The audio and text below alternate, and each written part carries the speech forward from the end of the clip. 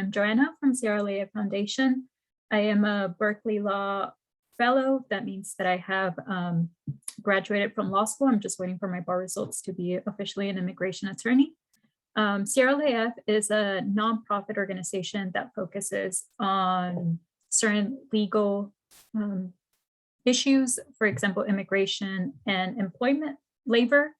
And we are very excited to be presenting today with you guys and to answer some of the questions that you might have. Like Heriberto mentioned, there's going to be some information about immigration and then some information about your rights as an immigrant in the United States. So let's get started. So there's two different types of information and advice that they might sound similar, but they're different. And it's important to know the difference between both of them. Legal information involves educating a person about what the law is. This means that the things that we hear in the news, that's legal information because they're not actually telling you what to do. They're just telling you that a new law passed or that there might be a proposal for a law.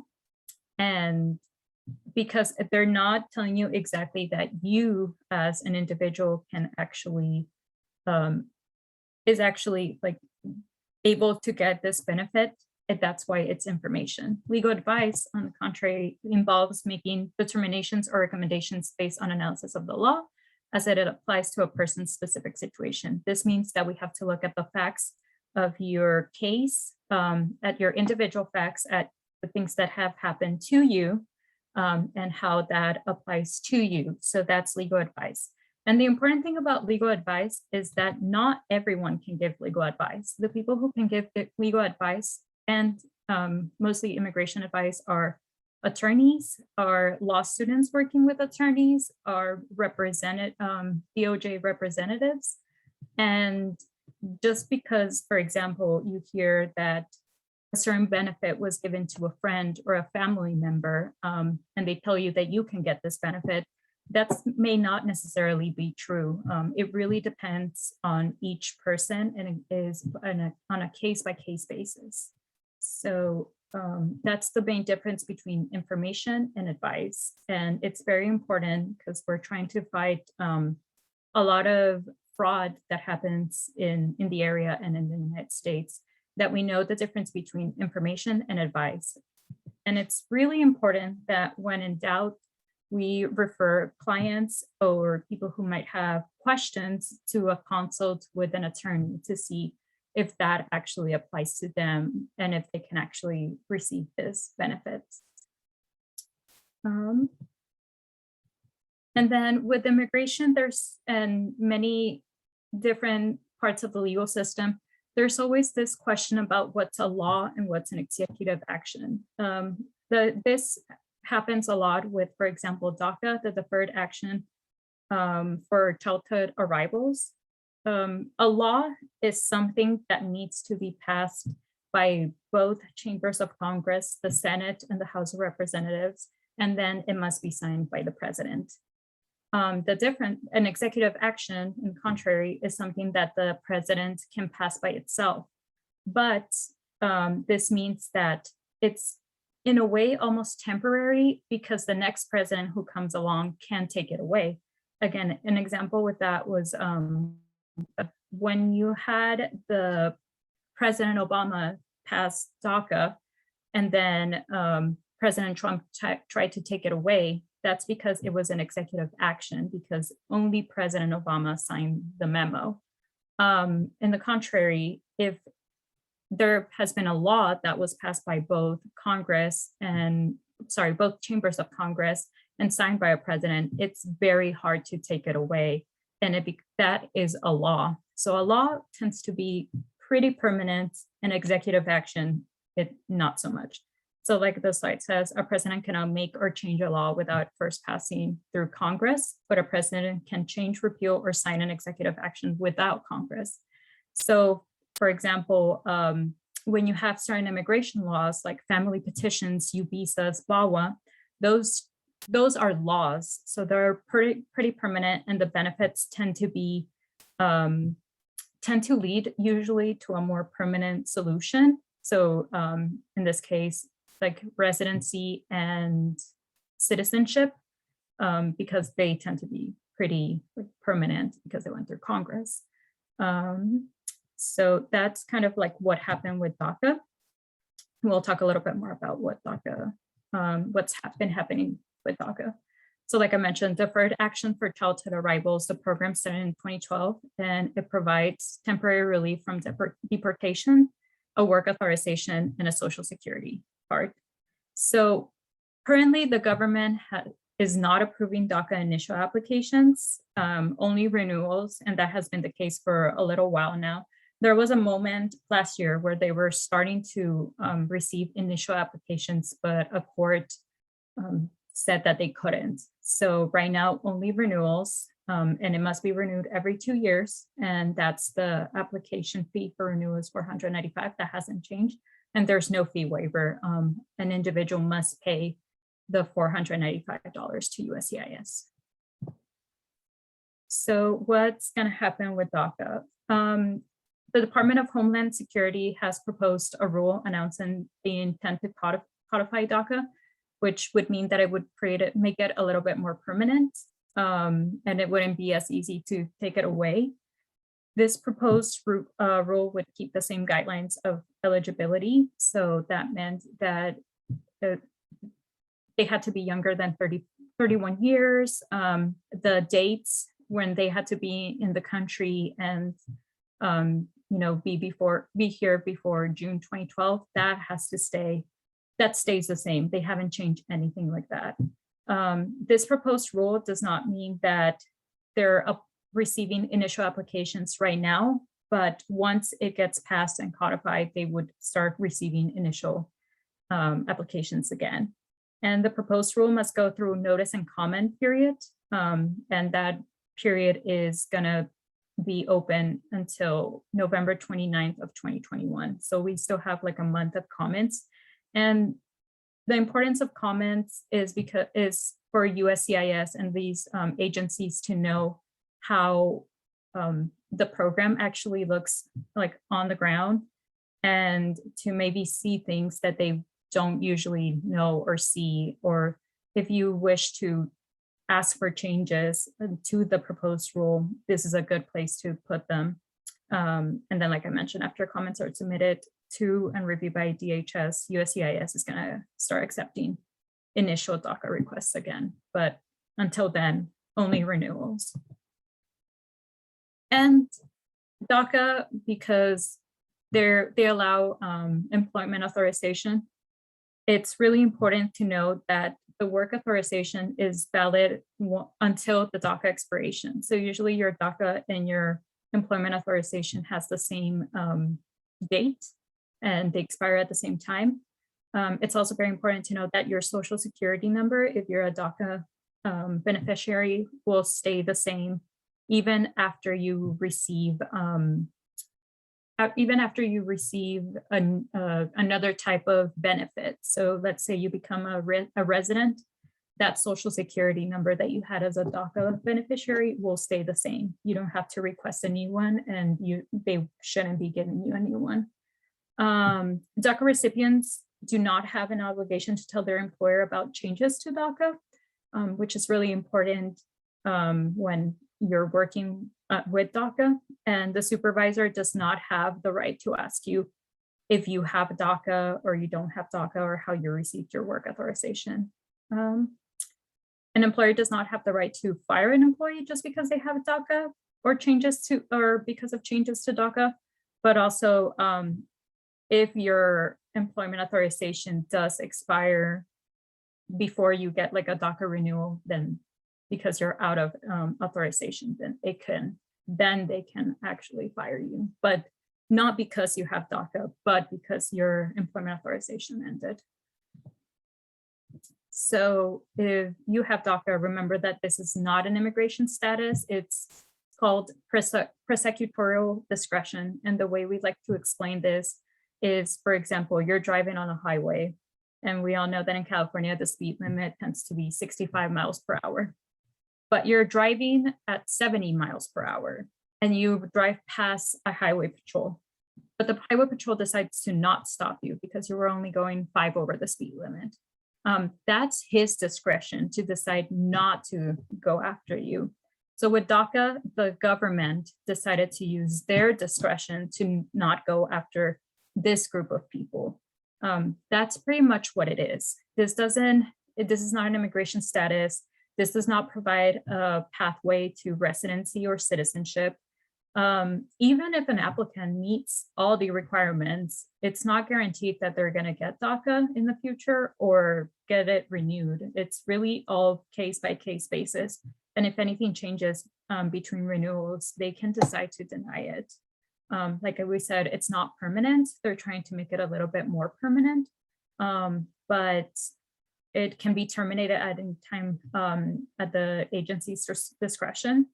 And for all these reasons, it's really important for us to try to see if our DACA clients can find a more permanent solution, either through family petition or one of the humanitarian visas or other type of benefit that they might apply. So whenever we're screening for DACA renewals, we're also screening what has happened in the past 2 years that's different from the first time you renewed it or the last time you renewed it. So that's what's happening with DACA at the moment. And then there's for a long time, President Trump kept talking about public charge and denying petitions if families had, a Medi-Cal or some kind of government benefit. So August 14 of 2019, the Trump administration announced that there were going to be changes about the public charge that will make it harder for some people to receive lawful permanent residency through a family member. The new rule went into effect on 2020, but since then, USCIS is no longer applying this public charge rule, which means that the government is not really considering applicants who receive, or they are considering applicants, but they're not punishing them for using full scope Medi-Cal, food stamps, or subsidized public housing. They're no longer in danger for that. So something that we like to emphasize is to try to help or keep people on these public benefits if they really need them. So the benefits that count in the current rule are federal or state cash, so CalWORKs, CAPI, and long-term institutionalized care paid by Medicaid.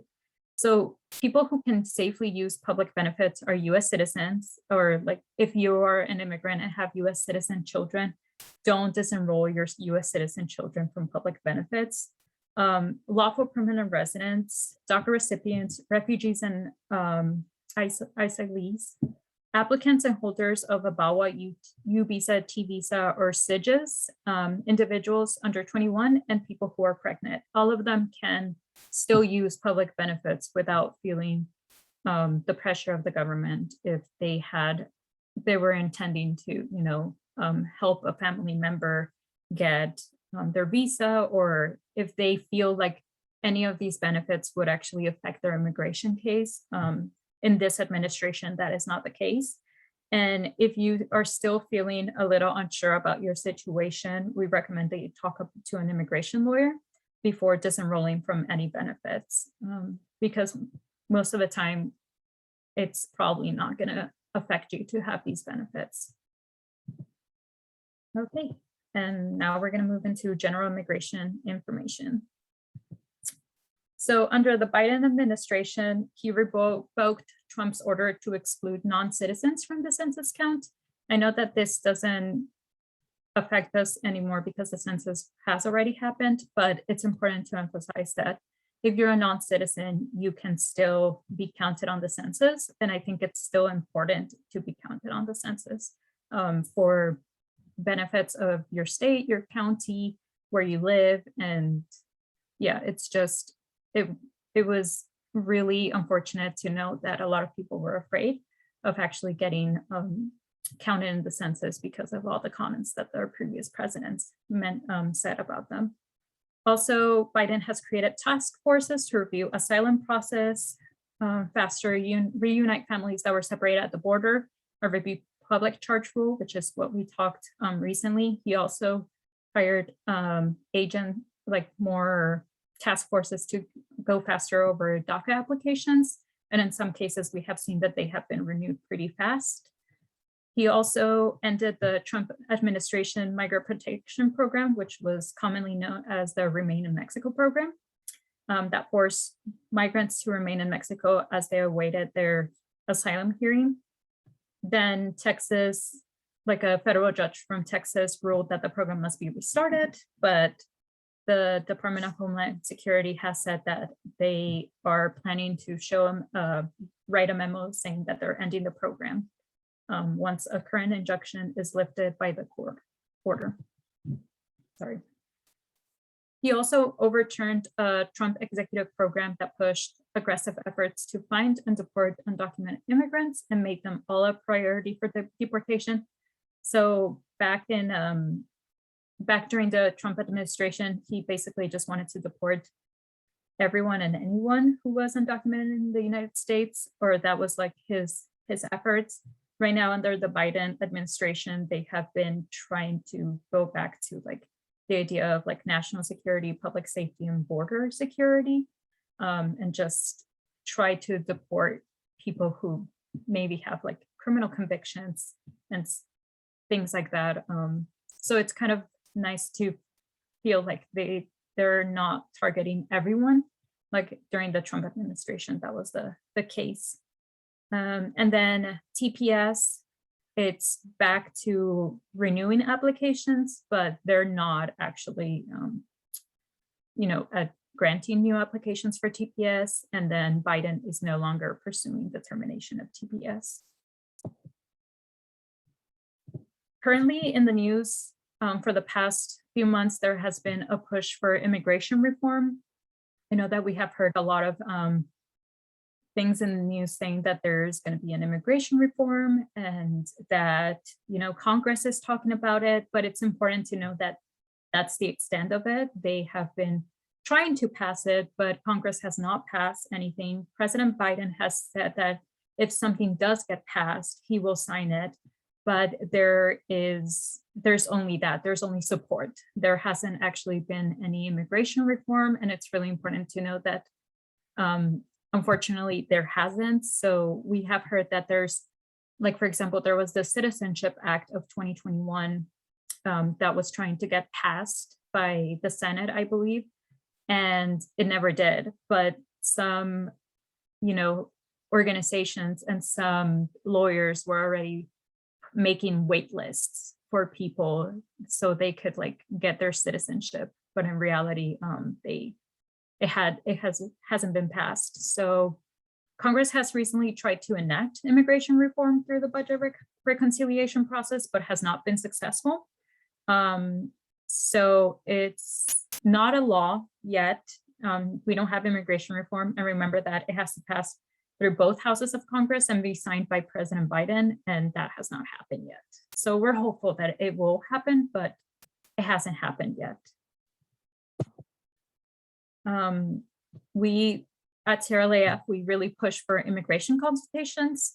So many individuals are eligible for an immigration benefit that is a pathway to citizenship, which is our main goal, but they do not know that they're eligible. So maybe after this presentation, you'll see something that catches your eye, and maybe you would like to have a consultation with us or with another immigration attorney. It's also important that if you had a past criminal conviction, you have pending criminal charges, or if you have been previously deported, you do have to consult with an immigration attorney, and you have to disclose all of this so they can best help you and represent you in your immigration case. If you're currently in criminal proceedings, you have to let your public defender, criminal defense attorney know that about your immigration status, because certain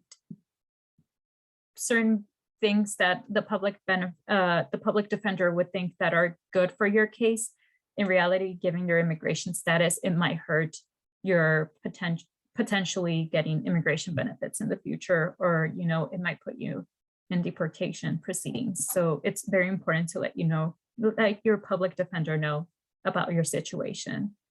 And if you would like to find a licensed immigration attorney, here's a website.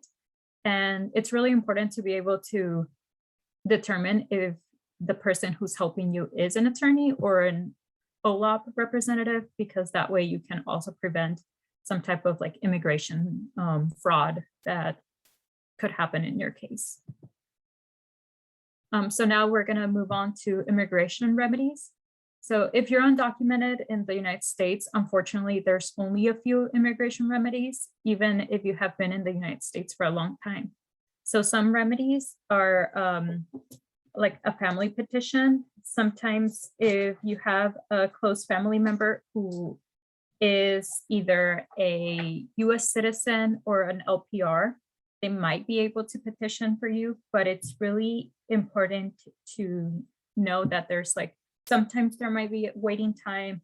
And if you're looking into this remedy, you have to make sure you're eligible, because it's not just as easy as saying, oh, my son is 21 and he's a US citizen.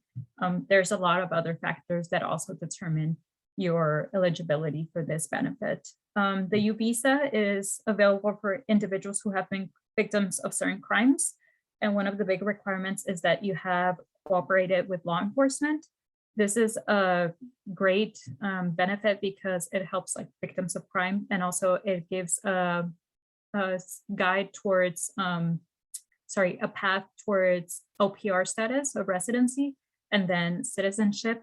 The unfortunate part about U visa is that it takes a very long time. There's only a few number of visas that can be adjudicated every year. So that has created a very long backlog, which can take up to from 5 to 8 years to get your visa.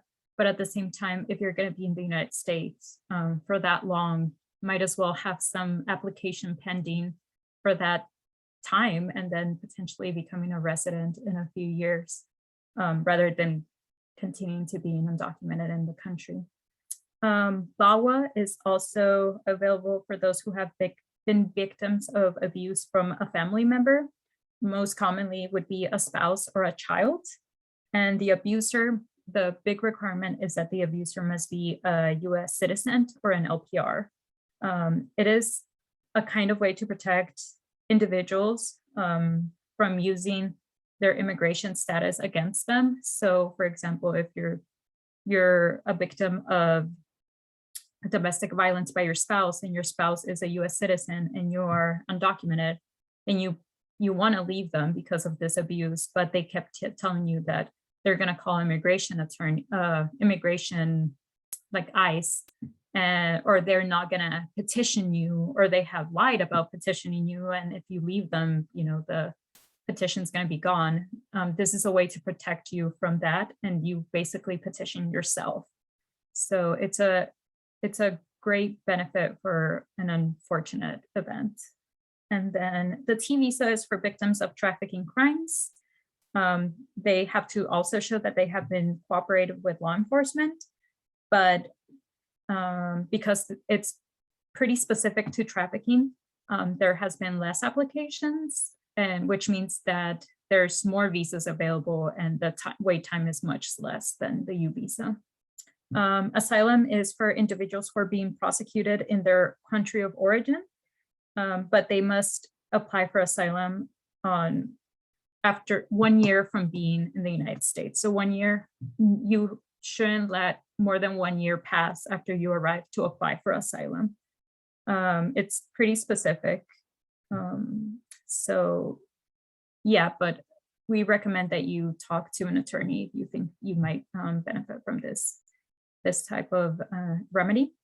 SIGIS is very specific for individuals who are under 21 and have been abandoned by either one or both parents. This form of relief is a little complicated because it needs the state court process plus immigration. So you start with the state court, you talk to the individual basically talks to a judge and tells them that he or she has been abandoned by one or both of their parents. The judge issues an order, and then that's when the immigration benefit starts. The immigration process starts. So it starts with local courts and then it moves forward towards immigration processes. And then lastly, the employment-based visas. These are specifically based through your employer. Specific types of jobs and qualifications can help you get a visa, but that process has to be through your employer. So the employer is the one who basically petitions for you to get a visa. At Sierra Leone, we don't do those. Muna,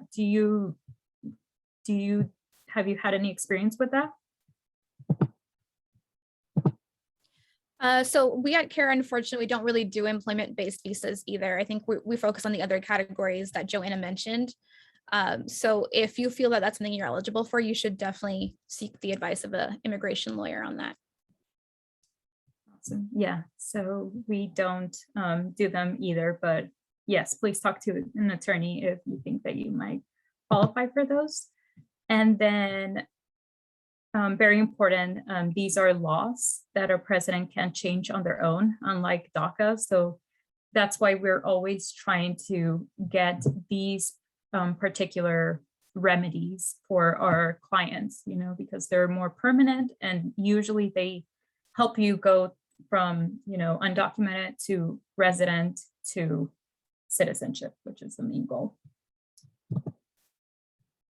With family petitions, again, it's very important that if you have a relative who is a US citizen or lawful permanent resident, they may be able to petition you, but it's not really that simple. Just because you have a child who's 21 and is a US citizen, it does not mean that you're going to automatically get a green card. There, like I said, there's a lot of factors that go with it. So you should definitely schedule a consultation with an attorney. And there's been also this idea that if you have a child with disabilities, you can get a green card, and that's not true. That comes with a whole different process of immigration. So yeah, if you're in that situation, you should also consult an attorney. And then here in California, we have been pretty lucky with the way the state has advocated for undocumented individuals.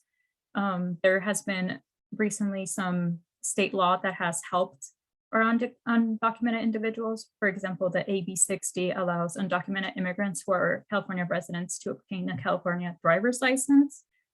This is important because they're now able to, get insurance and be able to drive in the state without feeling nervous of driving without a license. And it's a valid license, but it's only for driving. So if you go into a federal building, or if you go into, flying or stuff like that, it is not valid for that. You would have to show another type of official document. For healthcare, all California residents 25 and younger can apply for Medi-Cal. And if you are, that was passed in 2020. So 25 and younger, you can apply for Medi-Cal if you're low income. And there's a new county program by Sacramento that if you're under 65, you may qualify for certain healthcare services provided by the county. But this doesn't mean that it's actually insurance. It just means that you are able to qualify for certain healthcare services. I'm not super familiar with this one yet, but if you would like more information about this, you can send me an email at the end of the presentation and I can get you more information about it. And then in July of 2021, Medi-Cal expansion has been approved to all Californians 50 years or older, regardless of immigration status. This will start next year in 2022, but it's really exciting because now we have people who are 25 and younger and people who are 50 or older. Unfortunately, there's still a gap between people who are 26 to 49, but at least we're getting more coverage for more people, and that's really, really exciting. And lastly, SB 54 prohibits the use of California resources for immigration enforcement. This is really nice because that means that the only resources that the immigration enforcement has is like federal, and California has said that they would still want to protect their undocumented, and this is a way to show that they're trying to protect their undocumented population in the country, in the states. Also, a very important announcement about marijuana is that marijuana is legal in California and it's legal in many states in the country, but it's important for us to remember that it's legal basically for US citizens. For federal purposes, marijuana is still a drug. It's still considered like a bad drug, basically. So immigrants who are living in California may think that the use of marijuana will not affect their immigration status, but in reality, it will. The possession of marijuana is still a federal offense, and federal laws control your immigration case. So even though like it's legal in California, in Nevada, and Colorado, I believe it's also legal now in Washington, DC, but this does not mean that it's legal in the whole country, which means that it's still illegal for immigration purposes. So what should we do if we're undocumented? Don't use marijuana until you're a US citizen. If you have a medical reason for needing to use marijuana and there's no good alternative, you should consult an attorney. You should never leave your home carrying marijuana, a medical marijuana card, or any accessory related to marijuana use. And definitely do not admit to an immigration or border patrol officer that you have used or possessed marijuana, unless you can count on credible legal advice assuring you that that's all right. But if you don't, do not admit that you have used marijuana, because it can definitely affect your immigration case. And remember, you have the right to remain silent. So if a federal officer asks you about marijuana, tell them that you don't want to talk to them and that you want to talk to an attorney. So if you want to use marijuana, become a US citizen. That's the best advice that we can give you. And the citizenship is basically the best form of protection. Only US citizens can't be deported, and they have the right to vote.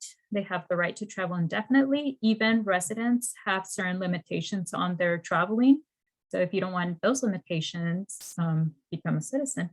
Apply for immigrant visas for your relatives and access to unrestricted public benefits, even though certain public benefits are now open for undocumented or certain immigrants. If you become a US citizen, it's unrestricted. And if you want to travel outside of the United States, if you're undocumented, don't do it. Do not leave the country. If you're a visa holder, know and use your rights. And if you're a permanent resident, again, know and use your rights, but do not sign Form I-407 when you return, because that form basically strips you from, you're giving up your residency, you're giving up your green card. And maybe you don't know that you're doing that, but don't sign any forms that Border Patrol gives you, or agents of Border Patrol, because, for example, this form 407, you might try to argue later that you didn't know what you were signing, but it's really hard to explain that you didn't know what you were signing. And it can even get to the point where the judge or whoever is trying to adjudicate your case will say, tough luck, you signed it already. So you will end up stripping your green from your residency, and you will probably go back to your country of origin. And it's really unfortunate. We heard about this happening back in the Trump administration, but we haven't heard about it too recently with the Biden administration. So if you're a permanent resident, remember this form number and don't sign any document that might have this number. And now we're going to move to the Know Your Rights part of the presentation. As undocumented individuals in this country, you must remember that everyone has certain rights, no matter who is the president and no matter if you have a certain immigration status. As always, it is important to avoid any negative interactions with law enforcement,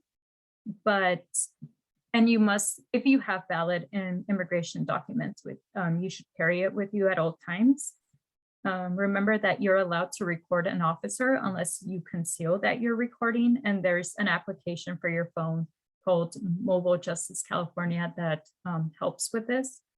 And it's really, really, really important to never lie to an officer because that can later be used against you. So if you're out in the public, remember that you have the right to remain silent. It doesn't matter if you are documented or undocumented, if you have a resident status, if you're here as a tourist, if you are here as a US citizen, everyone has the right to remain silent. You may refuse to speak to ICE officers or police officers, and you should say that you want to remain silent. Please remember to say, I want to remain silent. That's the best way to express this right, because if you don't and just remain silent, you haven't really invoked your right to remain silent. If you're undocumented, admitting that you're not a citizen, and then being unable to admitting that you're not a citizen and then being unable to show documentation can lead you to an arrest. So it's best to not admit your immigration status. If you're in public in California, you do not have to show identification. You don't have to show your ID. You don't have to show any type of documents. If you're driving and are pulled over, you can show you have to show your driver's license. So if you're undocumented, you can show your AB60 license. If you don't have a license, just say you don't have a license. Sorry, officer, I don't have a license. And then most likely they're gonna give you a ticket that says you don't driving without a license. Do not state your country of origin because again, that can lead to arrest. And that's evidence that can be used against you either by the officers or later if you're in immigration proceedings that's evidence being used against you to deport you. So best to keep silent. If an officer knocks at your door, our best advice is to not open the door. Try to educate your family to ask who is at the door before opening it. Do not open your door to any officer unless there is an emergency inside your house and you need them to come in and help you inside your house, because that would give them consent. And to enter your house, an officer must have a valid warrant or consent.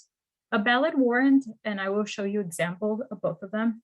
A valid warrant is signed and ordered by a judge. And ICE agents usually do not have a judicial warrant. In order for an officer to come into your house, they must have a judicial warrant, not an administrative warrant, a judicial warrant or consent. Yes, officer, you may come in. Sometimes if you open your door, that's basically letting them in. That's basically giving them consent to come in. Because if they see the open door and they're like, okay, we have consent. So for everyone's safety, we usually recommend that you do not open the door. And a way one of the attorneys at the office explained is we just don't want anyone to open a door, because if you do not open the door and they do have a judicial warrant, it is likely that they will, break your door. But if they're going to arrest you, a broken door is probably the least of your problems or concerns at that moment. But if they don't have a judicial warrant, they just have an administrative warrant, they can't do anything. They can't break your door. They're not supposed to break your door if they don't have a judicial warrant. So here's what a judicial warrant looks like. In the top, you can see district court. There's the signature by a judge or an officer. It must be by a judge. It's a search warrant and it has some information. Here's what an administrative warrant looks. In the top, it says warrant for arrest of alien. It's going to be signed by an immigration officer. It's going to say certain information probably about you, but this warrant, the administrative warrant, is not valid to come into your house. This one, the judicial warrant, is valid to come into your house. This is the one that police officers will have when they're trying to arrest you. An administrative warrant is what ICE will have when they're trying to arrest you. So for the purposes of coming inside your house, once again, they need a judicial warrant. They can't come in with an administrative warrant unless you let them in, unless you give them consent to come in, or they have a judicial warrant with them, which is unlikely that they do. Here's another example of what an administrative warrant is. It says warrant of removal or deportation. It's probably going to have your name. And yeah, signature by an immigration officer, which an immigration officer is not an actual judge. So remember that you need an order signed by a judge when they're trying to come into your house. And honestly, if you have officers knocking at your door outside of your house, you're going to be nervous. Let's admit it, I would be nervous.